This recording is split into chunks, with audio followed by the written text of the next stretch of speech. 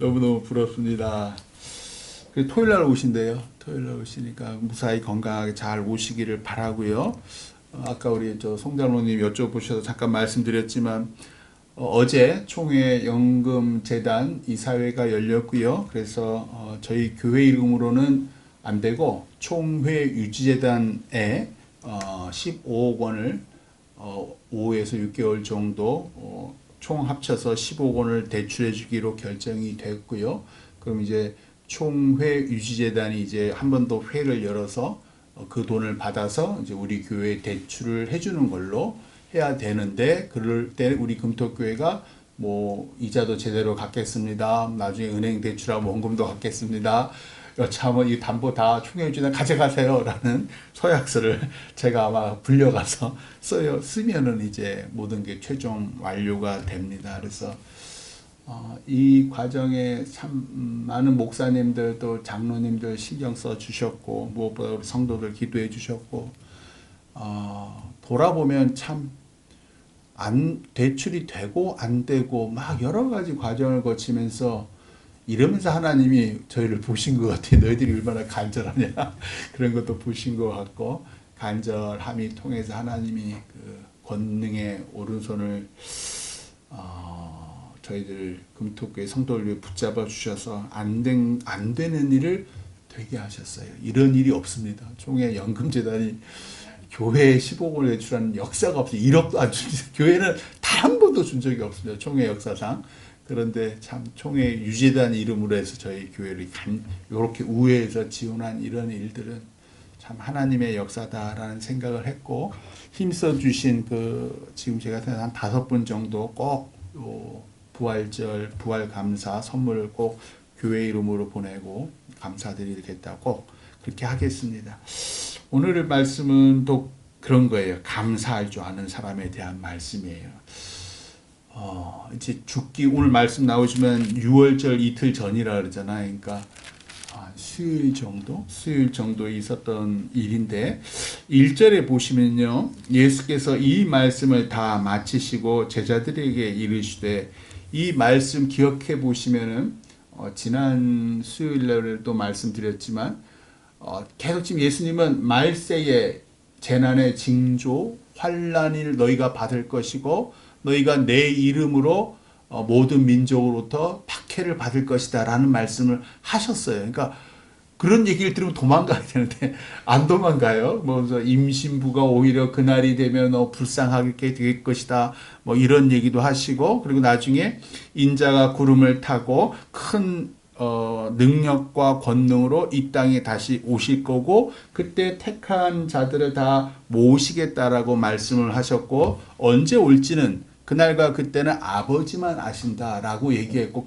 따라서 너희가 나몰라라 하고 그냥 그 10처녀의 비유를 그렇게 얘기해. 미련한 5처녀는 뭐 언제 오실지 모르니까 희야디 하고 콕 자버렸잖아요. 그런데 슬기로운 처녀는 기름을 딱 준비해가지고 언제 오실지 모르니까 기름을 딱 준비해. 그 기름이 뭐냐? 말씀대로 사는 삶. 그 삶을 얘기. 그래서 이제 지극히 가난한 자에게 한 것이 곧 나에게 한 것이고 너희들은 오른쪽 양이 착하고 충성된 종이라는 얘기를 듣고, 반면에 지극히 작은 자에게 하지 않은 사람, 예수님 언제 오실지도 모르는데 그냥 내 것만 막 챙기는 사람, 그것들은 너희가 영벌을 받으리라 라고 하면서 왼편에, 그러니까 즉 쭉 얘기하신 게 오늘 말씀 저까지 계속 아주 오랫동안 예루살렘에 오셔가지고서 막 상 엎으시고, 장사하는 상 엎으시고 쭉 제자들과 예루살렘에 있는 백성들에게 하신 얘기는 뭐냐면 말씀대로 살아라예요. 말씀대로 살아라. 그래야지 너희가 하나님께 착하고 충성된 종이라고 칭찬을 받는다라는 말씀이세요. 그게 이제 이 말씀을 다 마치시고요. 그리고 제자들에게 2절 보시면, 우리 2절 같이 읽어봐요. 시작. 너희가 아는 바와 같이 이틀이 지나면 6월절이라 인자가 십자가에 못 박히기 위하여 팔리리라 하시더라.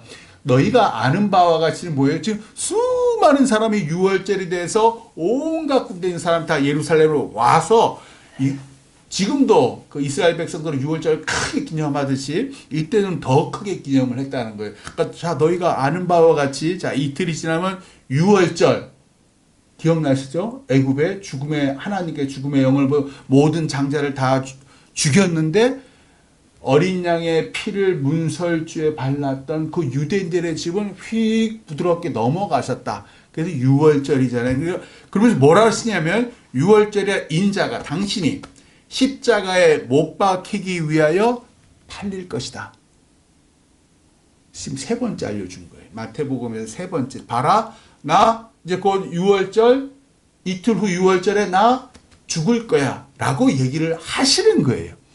제자들은 안 믿어요. 그럼에도 불구하고 나 어린 양이 되어서 죽을 거야 라고 얘기하신 거예요. 그리고 난 다음에 3절로부터 5절까지 같이 3절에서 5절 같이 읽어요. 시작. 그때의 대제사장들과 백성의 장로들이 가야바라 하는 대제사장의 관정에 모여 예수를 흉계로 잡아 죽이려고 의논하되 말하기를 밀날이 날까 하노니 명제는 하지 말자 하더라. 아멘. 이 종교 지도자들이라는 사람이 모여서 뭐예요? 사람 죽이는 거를 계획해요. 오늘날에도 그런 목사님들, 성도들 막 많죠. 뭘 죽여라! 뭐 감옥에 보내라! 안타까워요.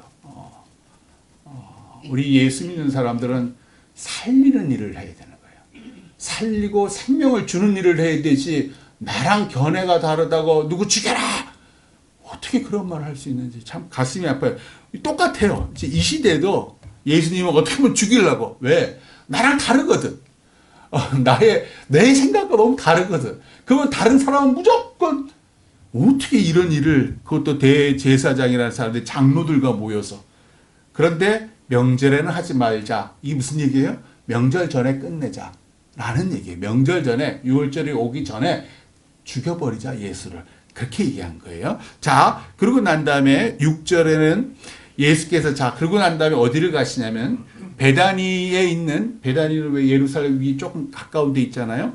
오늘 베다니에서 예수님께서 예루살렘에 오실 때면 늘 나사로와 마르다와 마리아가 베다니에 살았는데 거기 익숙하시면서 왔다 갔다 하셨던 거 기억나실 거예요. 근데 그 베다니 원래는 그 나사로의 집에 계셨는데 이분이 이제 마지막 집을 어디를 가냐면 예루살렘 성에는 마가의 다락방에 가시잖아요. 그 전에 어디 가셨냐면 여기에 유하셨어요. 나병 환자 시몬의 집에 계신 거예요. 나병 환자 이 시몬을 고쳤다는 얘기는 어느 복음서에도 없어요. 즉 나병 환자 시몬의 그 나병을 고치려고 가신 게 아니라 나병 환자 시몬과 같이 얘기하고 담소하고, 왜요? 인격적으로 나병 환자 시몬에게 필요한 건 치유가 아니라 나예요. 나 예수. 예수가 너를 사랑하고 너를 절대로 차별하지 않아. 네 나병이라고 널 차별하지 않아. 난 너를 늘 사랑해. 이게 시몬을 살리는 거란 말이에요. 그래서 이 나병 환자 시몬의 집에 마지막으로 계셔요. 그때 7절 보시면 한 여자가, 이거를 다른 복음서에는 이제 뭐 마리아라고도 하고 막 그래요. 한 여자가, 그러니까 베다니에 있으니까 아마 그 마르다의 동생 마리아 아니었을까? 다른 복음서로 얘기를 해요. 누군지 정확하게 몰라요. 한 여자가 매우 귀한 향유 한 옥합, 이게 300데나리온, 노동자 1년의 연봉이에요. 그 정도의 가치를 가진 걸 가지고 나와서 식사하시는 예수의 머리에 부으니, 자, 어떻게 반응했냐? 8절, 9절 같이 읽어봐요. 시작. 제자들이 보고 분개하여 이르되 무슨 의도로 이것을 허비하느냐? 이것을 비싼 값에 팔아 가난한 자들에게 줄 수 있었겠도다 하거늘. 아멘. 간혹 우리 옛날에 이정윤 권사님 하시고 그 전에 우리 박승희 권사님도 하셨고 요 근래는 나순호 권사님 이렇게 헌화하시잖아요. 그러니까 뭐 그런 게 필요해? 라는 생각을 하시는 분들이 있어요. 뭘 굳이 저런 걸 해? 그냥 돈이 너무 아까운 거야. 그거예요, 지금. 그거예요. 뭘 그런 걸 해? 그런 걸 하면 감격하고 감동하고, 나도 저런 걸 했으면 참 좋겠다. 이런 생각을 하는 게 아니라, 내가 안 하니까, 내가 못하니까, 내가 돈이 아까우니까 남들 하는 걸 보면 괜히 화내고 남들 하는 거 괜히 뭐라 그러고 딱 그 얘기예요. 그러면서 분개해가지고 이 여인의 헌신과 사랑, 예수님을 향한 헌신과 사랑이 꼴보기가 싫었던 거예요. 그래가지고 나 같으면 저거를 가난한 사람들을 도와줬겠다. 핑계를 대는 거죠. 지금 당장 예수님께서 필요하신 일인데 분명히 지금 2절에서 얘기했잖아요.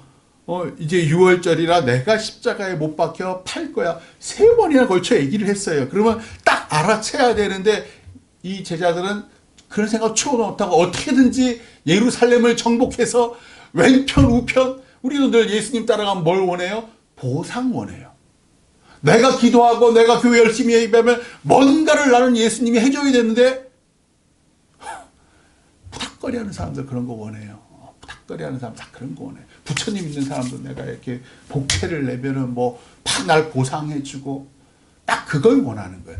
예수님은 오늘도 직접 나병 환자 15네 집에 가서 나병을 치유 안 해주시더라는 거예요. 대신 당신이 어떤 존재라는 걸 제자들한테 보여주셔요. 가장 절체절명의 순간에도 한 영혼, 사람들에게 차별받는 영혼, 저 구석에서 나병 환자가 같이 있어야 하는 그 영혼에 임하시는 거예요. 그게 이 나병 환자 시몬을 살린다는 걸 보여주시고자. 그리고 이 한 여인을 통해서 보여주시는 거예요. 봐라. 이 여인이 보상을 원해서 나한테 기름을 부었겠니? 너희들은 그거 보상 원해서 주님 저 연봉 주세요. 한꺼번에 대박 연봉 주세요. 이 여인은 나를 사랑해서 1년치 연봉을 그렇게 허다하게 남길랬어.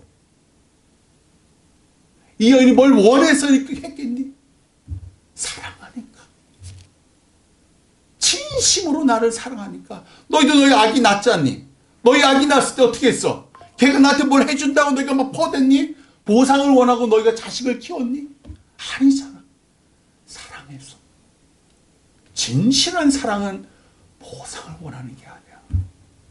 너희가 네 아기한테 너희 모든 것을 시간과 재물과 너희의 체력과 너희의 젊음을 너희 아기를 위해서 다 헌신하고 쏟아붓잖아. 그러니까 그 아기가 어른에 대해서 지 한몫하니까 너 그거 자체로 기쁘지. 나도 그래. 나도 그래. 그래서 내가 십자가에 못 박혀 죽는 거야. 나는 네가 나한테 어떤 보상을 해줘서 널 위해 죽는 게 아니야. 나는 네가 이 죄 가운데 살아가는 게 너무 안타까워. 내 보혈로 내 생명으로 내 생명을 낭비해서라도 너를 죄 가운데 구원하고 싶어. 왜? 나는 너를 사랑하니까. 그거를 보여주시는 거예요. 10절에서 11절, 10절 11절 같이 읽어봐요. 시작. 예수께서 하시고 그들에게 이르시되 너희가 어찌하여 이 여자를 괴롭게 하느냐? 그가 내게 좋은 일을 하였느니라. 가난한 자들은 항상 너희와 함께 있거니와 나는 항상 함께 있지 아니하리라. 아멘. 때가 있다라는 거예요. 지금 우리 교회는 뭐가 필요해요? 가난한 자들을 위해서 헌금하는 게 필요해요. 교회, 주님의 몸된 교회를 위해서 건축하는 게 필요해요. 때가 있다라는 거예요. 가난한 자들은 걱정하지 마. 늘 있고 너희 금토끼 우뚝 쓰지. 너희에게 많은 성도들이 하나님께서 베푸신 은혜로 지금보다 더 많이 도와줄 수 있어. 더 다양한 형태로. 지금은 건축의 때야. 지금은 예수님께서 십자가에 못 박히실 때야. 때가 있단다. 그때에 네가 생각하는 것보다 훨씬 풍부한 방법으로 하나님께서 베푸실 거야. 자, 그리고 마지막으로 12절 13절 같이 읽어요. 시작. 이 여자가 내 몸에 이 향유를 부은 것은 내 장례를 위하여 함이니라. 내가 진실로 너희에게 이르노니 온 천하에 어디서든지 이 복음이 전파되는 곳에서는 이 여자가 행한 일도 말하며 그를 기억하리라 하시니라. 아멘. 사랑하면은 내 새끼 사랑하잖아요. 사랑하면은 아까운 게 없어요. 왜 김순복 권사님이 그 이상기 지사님 화장실에 앉아 계시게 옆에 벽에 이렇게 해가지고 탁 돌아가셨다 그러잖아요. 저를 만나자마자 뭐라 그러시냐면, 아유, 더 잘해줄 거야. 더 잘해줄 거야. 이게 사랑이에요. 사랑은 보상을 바라지 않아요. 그냥 계속 더 잘해주고 싶어. 그게 진실한 사랑이에요. 없을 때 알아. 있을 때는 원수 같은데. 얼마나 우리 김수복 권사님께서 이상기 집사님 맨날 나 무시하고 어쩌고저쩌고 막 원망했는데 알고 보니 그게 사랑이었던 거예요. 사랑은 계산하지 않습니다. 사랑은 내 시간과 재물과 심지어 생명도 내어놓아요. 그래서 예수님이 우리를 사랑해서 당신의 귀한 생명을 낭비하셨습니다. 그런다고 내가 바뀔 줄 아십니까? 그런다고 내가 내 이 재물을 사랑을 바꿀 줄 아십니까? 허비하셨죠. 낭비하셨죠. 괜찮아. 나는 보상 원하지 않아. 나는 그저 내 생명 줘서 너를 살리는 거, 너 어른으로 만드는 거, 성장, 그것이면 충분해. 그게 사랑. 누군가를 살리는 일, 누군가를 사랑하는 건 낭비하는 겁니다. 내 시간과 재물과 체력과 심지어 생명을 낭비하는 겁니다. 그런데 이 낭비로 내 자녀가 아기에서 건장한 어른으로 하나님과 이웃을 섬기는 어른이 되었어요. 할 수 있는 최선을 다해 내 시간과 재물과 체력을 낭비하세요. 나의 낭비를 통해 하나님이 영광 받으시고 죽어가던 영혼이 살아나기를 주님의 이름으로 축원합니다. 기도하겠습니다.